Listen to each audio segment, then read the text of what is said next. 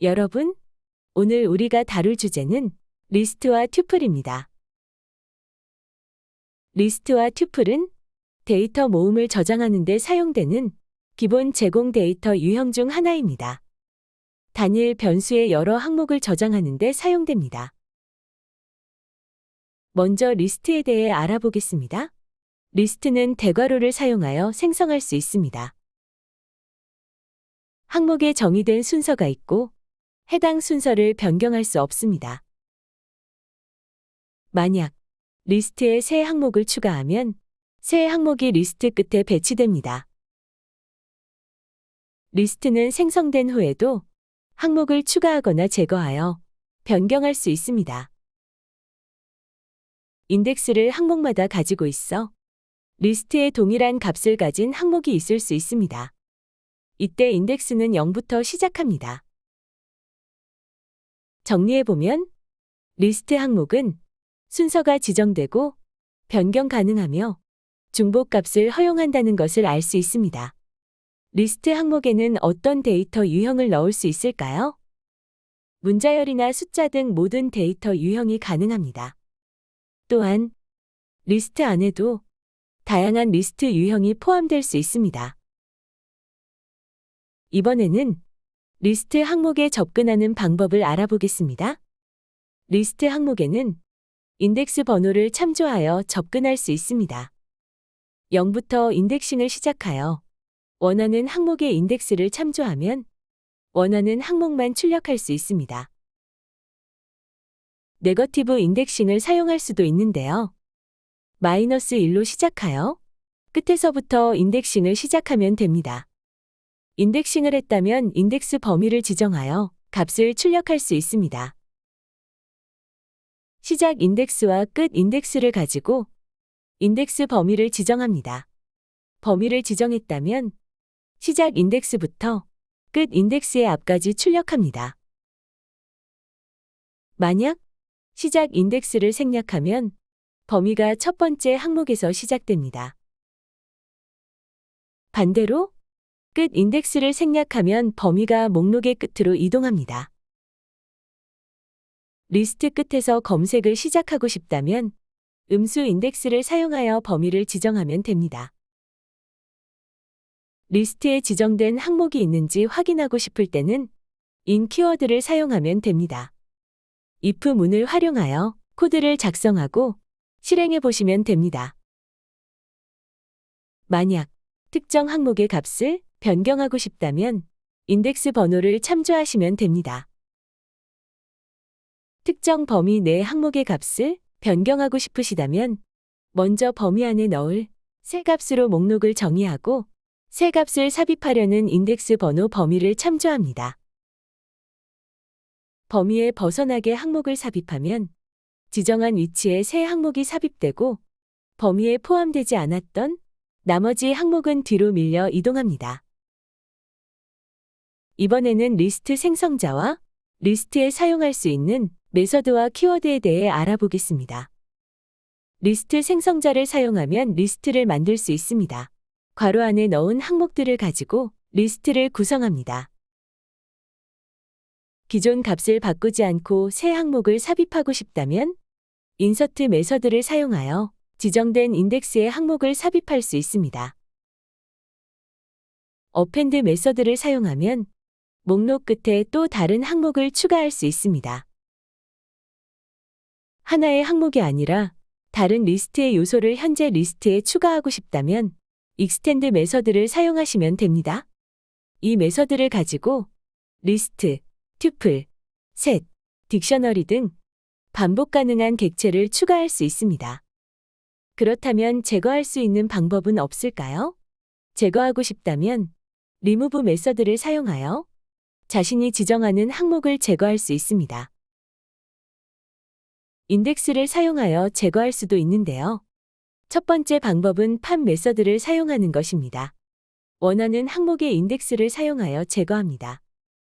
만약 인덱스를 지정하지 않았다면 마지막 항목을 제거합니다. 두 번째 방법은 del 키워드를 사용하는 것입니다. 대괄호 안에 작성한 인덱스의 항목을 제거합니다. 인덱스를 지정하지 않으면 리스트를 완전히 삭제할 수 있습니다. 리스트는 제거하지 않고 안에 항목만 없애고 싶을 때는 클리어 메서드를 사용하면 됩니다. 이 메서드를 사용하면 리스트는 남겨두고 안의 내용만 제거할 수 있습니다. 솔트는 오름차순으로 리스트를 정렬하는 메서드입니다. 내림차순으로 정렬하고 싶다면 리버스 이퀄 true라는 키워드를 사용합니다. 리스트에 있는 항목의 수를 확인할 때에는 len 함수를 사용합니다. 리스트에 이름을 넣고 출력하면 항목의 수를 인쇄해 줍니다. 마지막으로 키워드 인수입니다. 키 이퀄 함수의 형태를 가지고 있습니다. 이 키워드는 원하는 기능을 사용자가 정의할 수 있게 합니다. 리스트를 만들어 보셨나요? 그렇다면 이번에는 리스트를 활용해 보도록 하겠습니다. 먼저 리스트를 복사하는 방법입니다. 리스트는 할당 연산자를 사용하여 입력하는 것만으로는 복사할 수 없습니다. 복사본을 만들고 싶다면 카피 메서드를 사용합니다. 다음은 리스트를 합치는 방법입니다.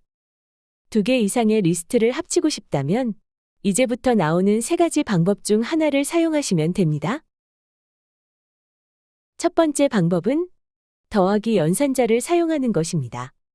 더하기 연산자를 사용하여 리스트를 결합하거나 연결합니다. 두 번째 방법은 append 메서드를 사용하는 것입니다. for 반복문과 함께 사용하여 모든 항목을 하나씩 추가합니다. 세 번째 방법은 extend 메서드를 사용하는 것입니다. 리스트의 요소가 끝부분에 추가되도록 합니다. 지금까지는 단순히 2 리스트를 합쳐보았다면 이번에는 기존 리스트를 기반으로 새 리스트를 만들어 보겠습니다. 이렇게 한 줄의 코드로 모든 작업을 수행하게 만들 수 있습니다. 새로운 리스트가 반환되며 그렇다고 하더라도 이전의 리스트는 변경되지 않습니다. 리스트 표현식은 for 반복문과 if 조건문을 사용하여 원소를 필터링합니다. 이때 조건은 true로 평가되는 항목만 허용하여 원소가 구성되도록 합니다. 따라서 이러한 조건이라면 프루츠 리스트에서 사과만 제외하고 새로운 리스트를 반환할 수 있습니다. 이터러블은 리스트, 튜플, 색과 같은 반복 가능한 객체가 사용될 수 있습니다. 레인지 함수를 사용하여 반복을 만들어낼 수도 있습니다. 리스트 표현식에 어퍼와 같은 필터를 사용하여 결과를 조작할 수 있습니다. 하지만 꼭 필터가 아니더라도 조건을 가지고 결과를 조작할 수도 있습니다. 이제는 튜플에 대해 알아보겠습니다. 튜플은 리스트와 같이 데이터 모음을 저장하는 데 사용되는 기본 제공 데이터 유형입니다. 단일 변수의 여러 항목을 저장하는 데 사용됩니다. 튜플은 둥근 괄호를 사용하여 작성합니다. 항목에 정의된 순서가 있고 해당 순서가 변경되지 않습니다. 튜플이 생성된 후에 항목을 변경, 추가 또는 제거할 수 없습니다. 인덱스를 항목마다 가지고 있어 동일한 값을 가진 항목이 있을 수 있습니다. 정리하면 튜플은 순서가 지정되고 변경할 수 없으며 중복값을 허용합니다. 변경할 수 없다는 점만 제외하고는 리스트와 굉장히 유사합니다. 튜플에 항목이 하나만 있을 때 항목 뒤에 꼭 쉼표를 추가해야 한다는 것만 주의하시면 됩니다. 튜플도 생성자를 가지고 있는데요. 튜플 생성자를 사용하여 튜플을 만들어낼 수 있습니다. 이때도 마찬가지로 하나의 항목만 있다면 항목 뒤에 쉼표를 꼭 추가해 주어야 합니다. 리스트와 마찬가지로 항목의 수를 확인하고 싶을 때 len 함수를 사용합니다. 튜플 항목에는 모든 데이터 유형을 넣을 수 있습니다. 또한 하나의 튜플에 다양한 데이터 유형이 포함될 수 있습니다. 이번에는 튜플 항목에 접근하는 방법을 알아보겠습니다. 튜플 항목에는 대괄호 안에 인덱스 번호를 참조하여 항목에 접근할 수 있습니다. 0부터 인덱싱을 시작해 원하는 항목의 인덱스를 참조하면 원하는 항목만 출력할 수 있습니다. 네거티브 인덱싱을 사용할 수도 있습니다. -1로 시작하여 끝에서부터 인덱싱을 시작하면 됩니다. 인덱싱을 했다면 인덱스 범위를 지정하여 값을 출력할 수 있습니다. 시작 인덱스와 끝 인덱스를 가지고 인덱스 범위를 지정합니다. 범위를 지정했다면 시작 인덱스부터 끝 인덱스의 앞까지 출력합니다. 만약 시작 인덱스를 생략하면 범위가 첫 번째 항목에서 시작됩니다. 반대로 끝 인덱스를 생략하면 범위가 목록의 끝으로 이동합니다. 끝에서 검색을 시작하고 싶다면 음수 인덱스를 사용하여 범위를 지정하면 됩니다. 튜플에 지정된 항목이 있는지 확인하고 싶을 때 in 키워드를 사용하면 됩니다. if 문을 활용하여 코드를 작성하고 실행해 보시면 됩니다. 튜플은 생성된 후에 변경할 수 없다는 특징이 있었는데요. 하지만 몇 가지 해결책이 존재합니다. 먼저 값을 변경하고 싶은 경우에는 리스트로 변환한 후에 값을 수정하고 나서 다시 튜플로 변환하시면 됩니다. 항목을 추가하고 싶을 경우에는 리스트로 변환하고 항목을 추가하고 나서 다시 튜플로 변환하면 됩니다.